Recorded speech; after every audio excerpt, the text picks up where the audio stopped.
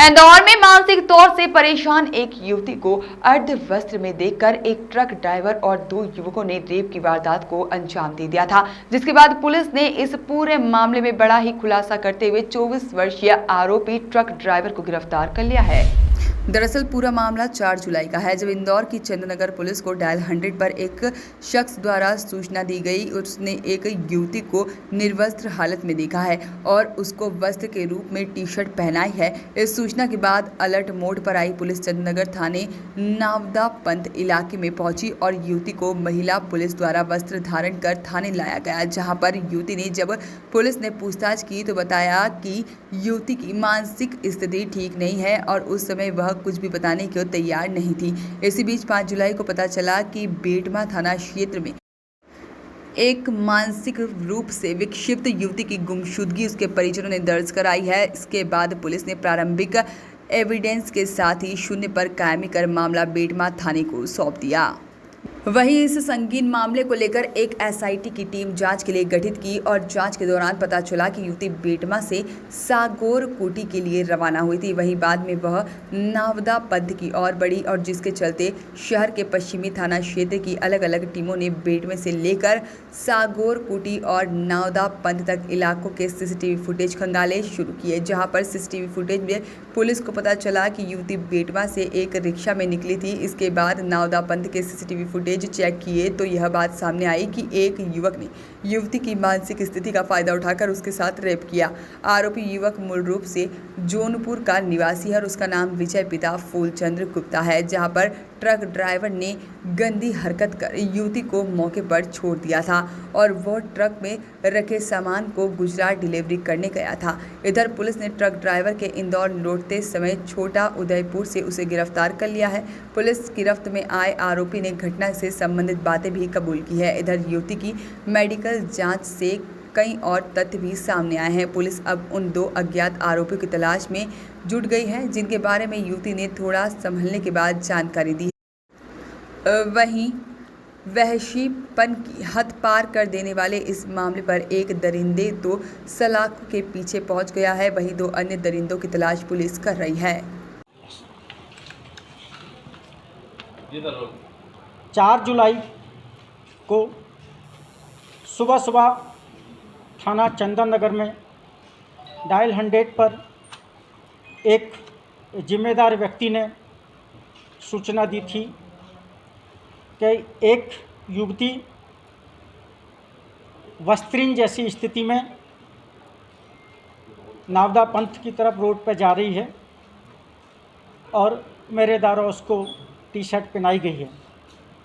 सबसे पहले मैं उस जिम्मेदार व्यक्ति जिसने इतनी संवेदनशीलता और मानवीयता दर्शाई उसको मध्य प्रदेश पुलिस जिला इंदौर की तरफ से धन्यवाद ज्ञापित करता हूं। सूचना मिलते ही थाना प्रभारी चंदननगर महिला बल के साथ मौके पर पहुंचे।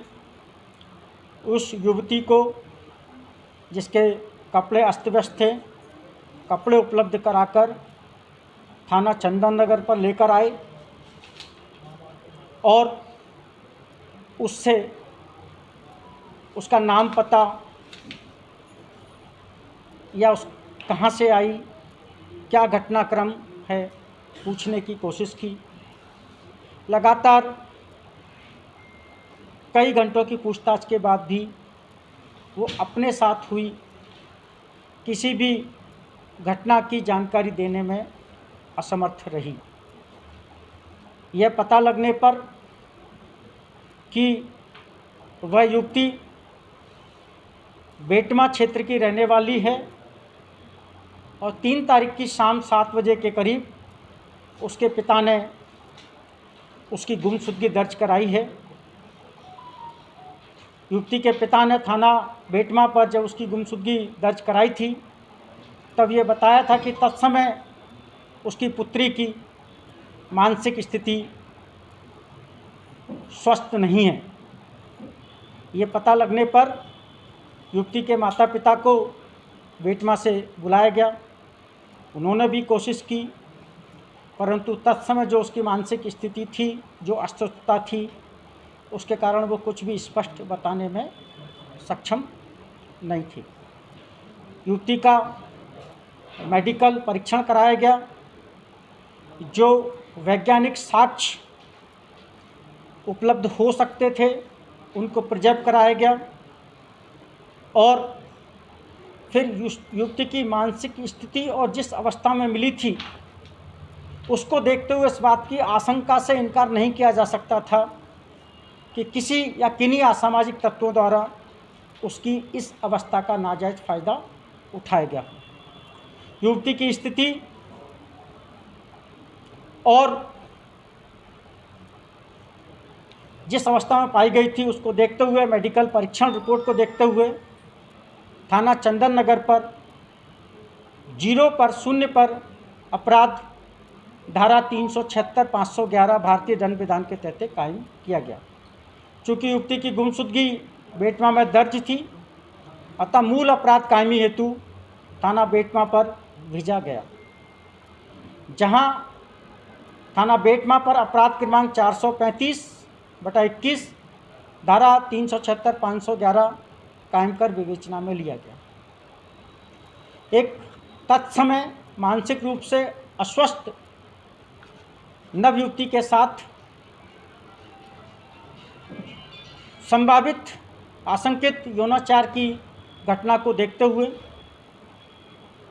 इस प्रकरण को चिन्हित अपराध की श्रेणी में लिया गया तथा additional SP Mau Shri Puneet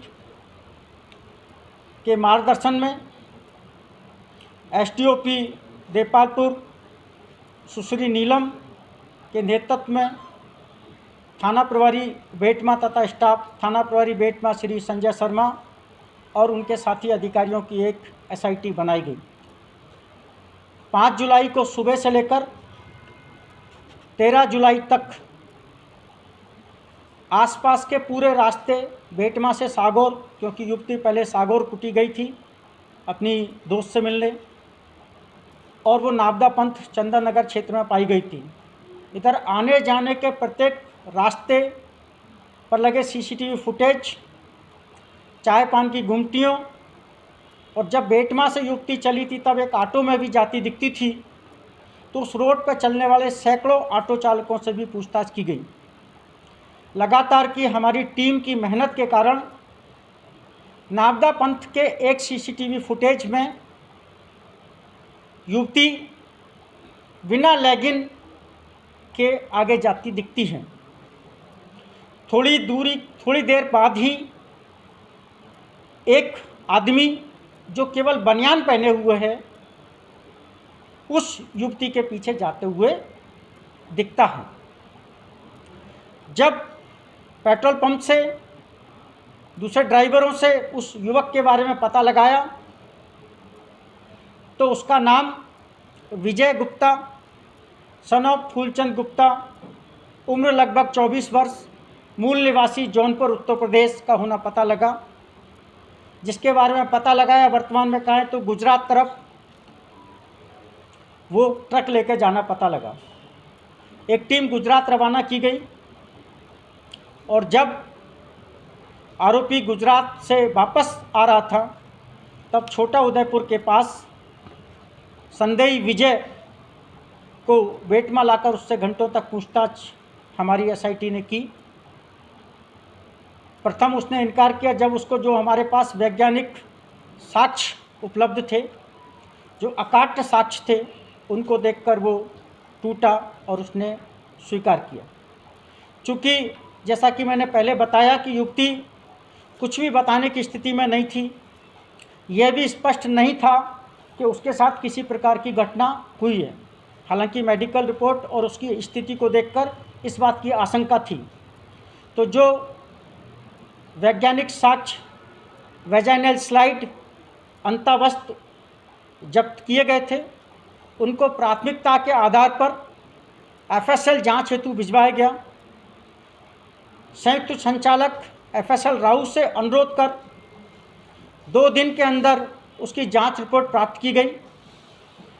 vaginal slide में सीमन की उपस्थिति पाए जाने पर संदेह से परे यह प्रमाणित हुआ कि युवती के साथ में यौनाचार किया गया है, जिस पर से प्रकरण में धारा 511 हटाई जाकर धारा 376 12 बढ़ाई गई, क्योंकि तत्समय उसकी मानसिक स्थिति अस्वस्थ थी। वेजाइनल स्लाइड में मिले प्रदर्शों का डीएनए प्रोफाइलिंग तैयार कराई जा रही है और आरोपी का भी डीएनए सैंपलिंग कराकर उसका मिलान कराया जा रहा है। वर्तमान में युवती की मानसिक स्थिति बहुत ठीक है। उसका 164 में भी कथन कराया गया है और 164 में कथन में उसने ये भी खुलासा किया है कि पहले आदमी के बाद 2 अन्य युवकों ने भी उसके साथ में गलत काम किया है। हमारी टीम ने जो उल्लेखनीय सफलता अर्जित की, परंतु अभी वो अधूरी है। हम लगातार प्रयास कर रहे हैं कि वो 2 जो नरपिशाच टाइप के हैं, भेड़िए हैं, जिन्होंने एक मानसिक स्थिति जिसकी ठीक नहीं थी उस बालिका का बजाय मदद करने के उसकी अवस्था का फ़ायदा उठाया और अपनी नरपिशाचता का परिचय दिया। हम कोशिश कर रहे हैं कि उनको भी सलाखों के पीछे पहुंचाया जाए। जैसा मैंने बताया है कि प्रकरण को चिन्हित अपराध की श्रेणी में लिया गया है। हम बहुत जल्दी इसका चालान पेश करेंगे, इसका ट्रायल पूरा कराकर कोशिश करेंगे कि इनको अधिक से अधिक सज़ा मिले। और हम वॉइस ऑफ राइट्स के लिए इंदौर से तबरेज़ खान की रिपोर्ट।